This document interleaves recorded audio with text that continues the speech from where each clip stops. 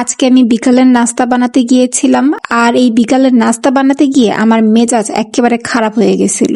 মানে রেসিপি বানাইতে চাইছিলাম যা, তার ধারে কাছেও যাইতেছিল না। তবে অবশেষে মামনির সাহায্য নিছিলাম, তারপর দেখা গেছে যে দুইটাই রেসিপি বানানো হয়েছে। তো প্রথমে করছি কি, একটা ফ্রাই প্যানে 1 চামচ ঘি নিছি, আর সাথে নিছি সয়াবিন তেল। এটা গরম হয়ে গেলে এর মধ্যে দিছি 1 চামচ জিরা, আর কুচি কুচি করে কাটা শুকনা মরিচ, কাঁচা মরিচ, ধনিয়া পাতা।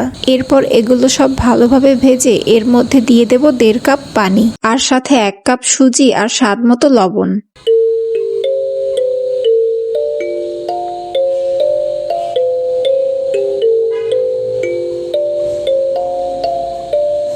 কিন্তু একটু নাড়াচাড়া করে মেশানোর পর দেখি সুজি সেদ্ধ হয় নাই, আর ওদিকে পানিও নাই। তাই আবার আর একটু পানি দিয়েছি যাতে সুজিটা সেদ্ধ হয়। সুজি সেদ্ধ হয়ে গেলে পানি যখন শুকিয়ে যাবে তখন দেখতে হবে যে ফ্রাই প্যানে লেগে পড়ে কিনা।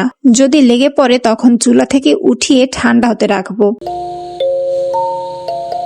একেবারে বেশিও ঠান্ডা করা যাবে না, হালকা গরম আছে ওই অবস্থায় হাতে তেল মেখে ভালোভাবে সুজিটাকে মেজে নেব। তারপর ছোট ছোট ডো বানিয়ে ডোনাটের শেপ দেব।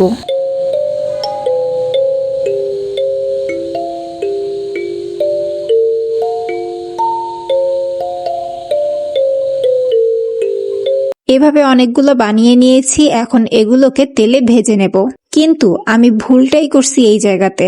আমি হালকা গরম তেলে দিয়েছিলাম, যার কারণে সুজি একেবারে খুলে গেছে, মানে একেবারে ভর্তা, উঠানোই যাচ্ছিল না। আর এই সময় তো আমার মেজাজ খারাপ হয়ে গেছিল, বুঝতেই পারতেছিলাম না যে কি সমস্যা হয়েছিল। পরে মামুনি বলল যে গরম তেলে দিয়ে দেখতে, হয়তোবা ঠান্ডা তেল এজন্য হয় নাই। তাই এগুলো উঠাইয়া আবার আরেকটা ছোট কড়াইতে তেল একেবারে ভালোভাবে গরম করে নিছি। তারপর তাতে বাকিগুলো যখন দিলাম তখন দেখি যে একটাও খুলে নাই। কিন্তু অর্ধেক সুজি আমার প্রথমবার বানাইতে গিয়েই নষ্ট হয়ে গেছে, আর বাকি অর্ধেক দিয়ে আমি অল্প কয়েকটা বানাইতে পারছি। তার মধ্যে আবার বুঝতেও ছিলাম না যে নষ্ট হয়েছে যে সুজিটা, ওইটা দিয়ে কি করব।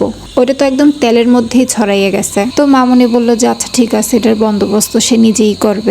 প্রথমে সে সব সুজিগুলোরে একটা ছাঁকনিতে ছেঁকে তেলটা আলাদা করে নিছে। তারপর তাতে অল্প একটু আটা আর একটু লবণ আর ধনিয়া পাতা দিয়ে ভালোভাবে মেখে নিছে।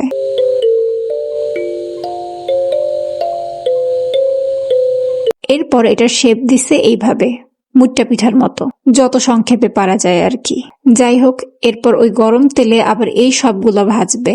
আর এইবারও কিন্তু একেবারে গরম তেলই ছিল। তো তাতে যা বুঝলাম যে তেল রাখতে হবে হাই টু লো আছে, কিন্তু আমি রাখছিলাম শুরুতেই লো আছে, তাই সবই খুলে গেছিল। এগুলা লালচে রঙের হবার পরে মামুনি চুলা থেকে উঠায় নিছে।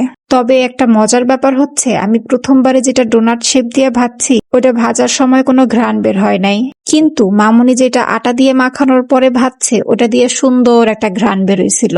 এই যে এটা হচ্ছে গিয়ে যে আমি বানাইছিলাম যে ডোনাট শেপের, সেইটা দেখতে মোটামুটি হয়েছে, কিন্তু মোটামুটি না, আসলে মামুনিরটাই বেশি ভালো হয়েছে, আর খাইতেও বেশি মজা হয়েছে মামুনি যেটা বানাইছে ওইটা।